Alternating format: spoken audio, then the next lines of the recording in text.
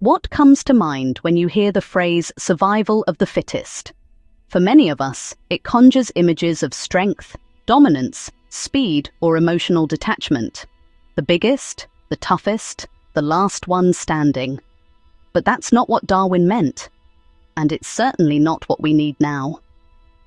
The phrase wasn't even coined by Darwin but by Herbert Spencer, and it's often been misused to justify competition, cruelty, and exclusion. In reality, nature is full of examples of mutual aid, responsiveness, and deep attunement to relationship and environment. Survival, in evolutionary terms, has far more to do with adaptability than with aggression. And that's where sensitivity comes in. The natural world is rich with examples of life forms that survive through attunement, not brute force. For example, mycelial networks communicate underground, sensing and responding to changes in soil and moisture. Elephants detect seismic vibrations through their feet, aware of distant rumblings long before danger arrives. Flocking birds move in unison, shifting direction not through hierarchy, but through responsive interconnection. These are not signs of fragility.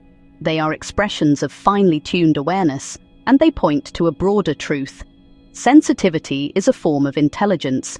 In human terms, sensitivity allows us to perceive subtle shifts in mood, in systems, in relationships, in the natural world.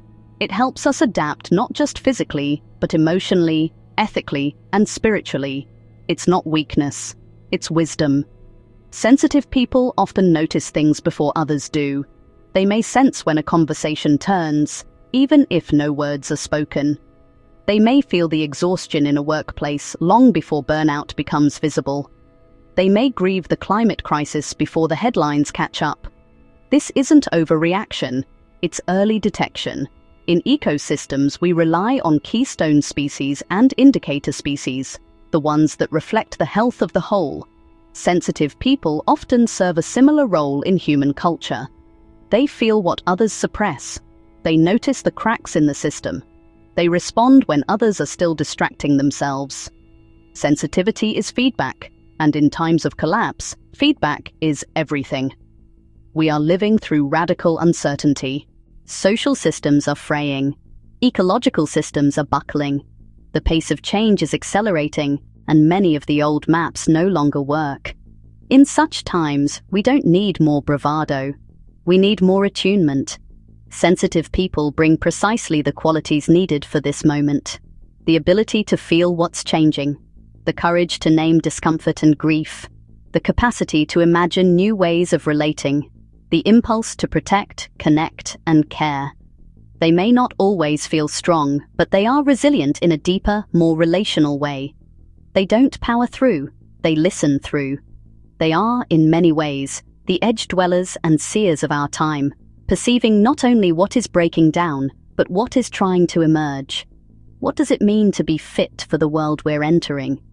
Perhaps it means staying sensitive to suffering and responding with compassion, remaining rooted in values even when the ground shifts, choosing co-regulation over domination, being willing to adapt without abandoning who we are, honoring nuance over certainty, connection over control. This is a different kind of fitness, not about domination, but about deep participation. Not about competing, but about co-evolving. What if evolution isn't just about surviving, but about awakening? What if your sensitivity, your ability to feel, to intuit, to respond, is not a burden, but your evolutionary gift? In this time of unraveling and reimagining, the world doesn't need more people who can shut down.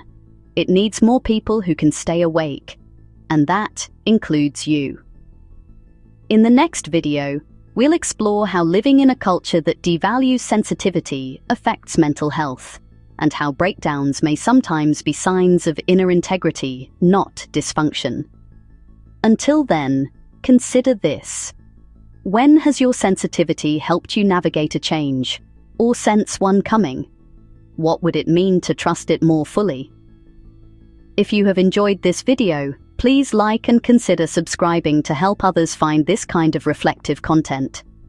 Please also visit my website for a range of resources, articles, and book reviews to help you live a more soul-aligned life. Thanks for watching, and I hope to see you again soon.